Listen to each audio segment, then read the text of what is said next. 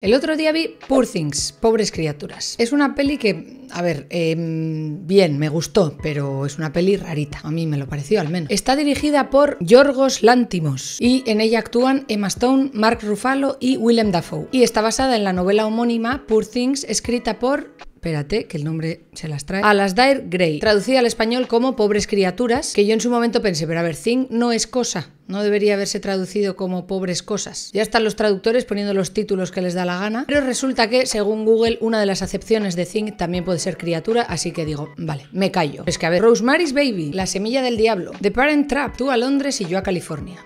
Hocus Pocus, El retorno de las brujas, Die Hard, Jungla de cristal, Stepmom, Quédate a mi lado y Eternal Sunshine of the Spotless Mind, Olvídate de mí, ala, o sea, toma ya, ala, alegría. En fin, no te quiero hacer mucho spoiler de la peli, solamente quería hablarte de su estilismo, más concretamente del vestuario de su protagonista, Bella Baxter, interpretada por Emma Stone, a la que por cierto le han dado un Oscar, porque la verdad es que lo hace muy bien. Sin más, que los vestidos que se pone Emma Stone son pura fantasía. Casi todos son como vestidos muy largos, en tonos pastel, con faldas de mucho vuelo, un montón de volantes y sobre todo y lo más característico es que tienen como unas mangas como redonditas, abombadas o abullonadas que se llaman, que lo he visto en Google. Según la propia diseñadora de vestuario, en la película podemos observar abrigos con formas de preservativo y blusas que simulan vaginas, con una especie de abertura central aquí y muchos volantitos por los lados. Que yo de todo esto no me había dado cuenta, también te digo. Para dibujar a Bella Baxter quise elegir una imagen de referencia en la que se vieran bien estas mangas abullonadas y me decanté por esta imagen de perfil. Además de la ropa, creo que ese fondo azulado tiene mucho protagonismo, porque más que un tono real parece un color como de fantasía, como la propia peli, que es pura fantasía. Pues sí, ¿no? ¿O qué? Además, yo siempre he pensado que las imágenes de perfil tienen una fuerza especial. Según leí una vez que comentaba un pintor estadounidense, decía que él vendía muchos más cuadros en los que aparecían modelos de perfil que los que aparecían modelos de frente. Hablo de pinturas que componen su obra, no de retratos por encargo, obviamente. Puede tener que ver con que encontrarnos una mirada de frente de alguien desconocido puede parecer un poco intimidante. Sin embargo, al ser una persona desconocida y tenerla de perfil, pues como que no da la sensación de que estemos invadiendo tanto su espacio. En esta referencia me gusta muchísimo el pelo que ondea al viento, pero para mi gusto tiene muy poquito pelo, tiene 4 pelos sueltos allí que vuelan, así que yo decidí que iba a ponerle un pelo un poco más fantasioso, más mechones volando, un poco más abiertos. De esta manera puedo disfrutar dibujando el pelo, que es lo que más me gusta, haciendo mechones más largos y más brillantes. Para dibujar el pelo de esta forma más fantasiosa, lo que hago es dividir el pelo como en bloques, y en cada bloque pongo un mechón o varios que los dibujo todos de la misma manera.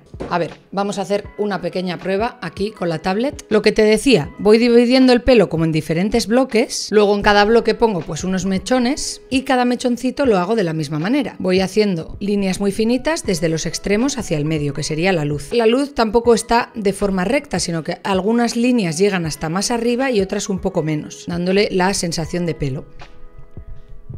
Así. Cada mechón lo suelo hacer en varias capas, distinguiendo entre luces, sombras y tonos medios. La primera capa sería la de tonos medios, o sea, líneas un poquito más finas y más suaves, y son las que indicarían hasta dónde quiero que llegue la tinta y las que indicarían dónde empieza la luz. Una vez definidas las luces y los tonos medios, empezaría con las sombras, que sería la parte más oscura, de los extremos hacia la luz, pero no llegaría tan abajo como los tonos medios para poder observar como ese efecto de degradado que consigues con diferentes tonos del mismo color. Lo mismo en la parte superior que en la parte inferior. Y una vez acabe el mechoncito, pues empiezo con el siguiente y hago exactamente lo mismo. Normalmente lo que hago es mirar un poco la referencia para saber de dónde proviene la luz principal y dónde encajar las sombras más importantes. Pero una vez establecidos los mechones, los dibujo a mi manera, sin mirar la referencia apenas. Mira tú qué bien. Y terminado el pelo, yo que quería enseñarte la parte más guay de dibujar pelo, que es hacer los pelos sueltos así que me gustan, sobre todo cuando hay mucho viento, que puedes llenar de pelos así alborotados, pues ¿qué te parece que se me ha vuelto a olvidar darle al botón de grabar? En cada vídeo me pasa en algún cacho. A ver, que sí, que soy un poco despistada y eso, pero no sé, ¿qué pasa? Así que nada, vamos a pasar directamente a la parte de acuarela. Tengo un poco de miedo, no te lo voy a negar, es que la acuarela me da mucho respeto y además es que voy a dibujar sobre el papel Fabriano 200 gramos, que sí, que para boli genial, pero que no es especial para acuarela, que yo también pienso, podía haber puesto el otro. pero bueno, pues es el que puse. Saco mi maletín de acuarelas, en la que dibujé una mandala encima hace millones de años, donde guardo mis acuarelas en tubo. Casi todos son de la marca Van Gogh, no he probado muchas marcas, así que no te puedo decir si es buena o no. A mí me gusta, eso sí te lo puedo decir. Y esta será la paleta de colores que voy a utilizar. Turquesa, gris oscuro, blanco, azul claro, verde caqui y color salmón clarito. Me apetecía mucho hacer un retrato de técnica mixta con esta referencia. Desde que se me ocurrió que quería dibujar a Bella Baxter, supe que quería dibujar su vestido con acuarela. Esas mangas así redonditas con esos colores tan pastel. Lo que pasa es que la acuarela es impredecible, sobre todo en este papel, y me cuesta muchísimo controlar el trazo. También es verdad que es eso lo que busco precisamente, esa mezcla entre el detalle en bolígrafo y la espontaneidad de la acuarela. Lo que intento es dibujar con el boli más lo que veo y con la acuarela más lo que siento, o lo que percibo cuando estoy viendo algo. Lo malo de utilizar un papel que no es específico para acuarela es que se suele abombar bastante con la humedad, lo que provoca que la acuarela como que se desliza a la parte más baja del papel y se hacen como piscinitas de tinta, fluye a su manera. Después vino la parte más difícil, que fue dibujar las chorreras de la camisa, esa especie de volantes que tienen en la camisa, que vaya palabra más fea, también te digo. Pues el tema es que las chorreras estas tienen como un montón de vuelitos. Yo no quería hacer cada vuelito de manera realista, sino un poco la sensación, darle un toquecito con la acuarela para que de alguna forma se entienda con pocos trazos, pero uff, qué difícil me ha parecido. Le he puesto varias capas de gris, las primeras muy claritas, la última un poquito más oscura, igual demasiado, y en cada capa intentaba imitar pues un poco así como algún vuelito suelto, como para que se entienda con poco trazo que ahí lo que hay es una especie de cosa doblada así sobre sí misma. Tenía claro que quería dibujar el fondo. Lo que pasa es que no sabía bien cómo. Fantástico. Me daba la sensación de que el color ese azul cielo de la referencia tenía mucha importancia en la imagen, entonces quería representarlo de alguna manera, pero no sabía ni cómo hacerlo, ni qué nivel de detalle, ni si ponerlo en todo el fondo o solamente en algunas partes. No lo tenía muy claro. Sabía que quería que fueran pinceladas sueltas, poco certeras, así que pensé que un pincel plano tipo brocha sería el adecuado, y pensé que iba a poner únicamente un poquito de azul en una parte del dibujo, para que el fondo no cobrase tanto protagonismo. ¿No te haces a la idea de lo nerviosa que estaba ahí con el primer brochazo? Que hasta se me ve que me tiembla el pulso así.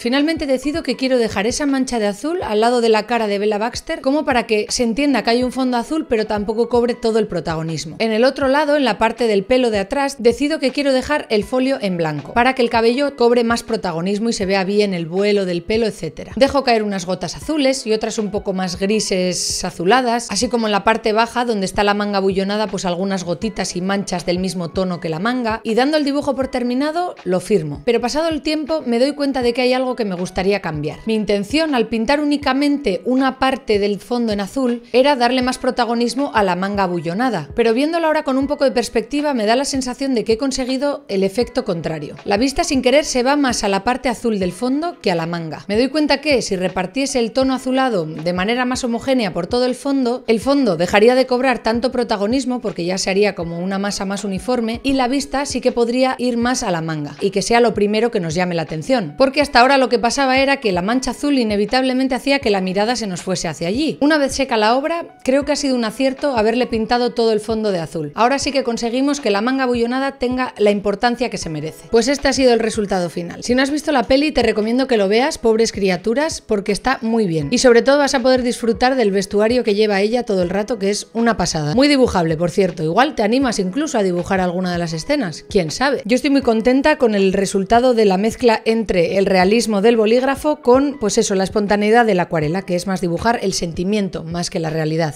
Que sepas que el dinosaurio que pinté la semana pasada en la sudadera ha sobrevivido a la prueba de la lavadora. Está igual que como lo pinté. Puedes ver en mi Instagram @marinabesné, y si quieres ver el proceso de dibujo con pintura textil en una sudadera, tienes que pinchar en esta imagen.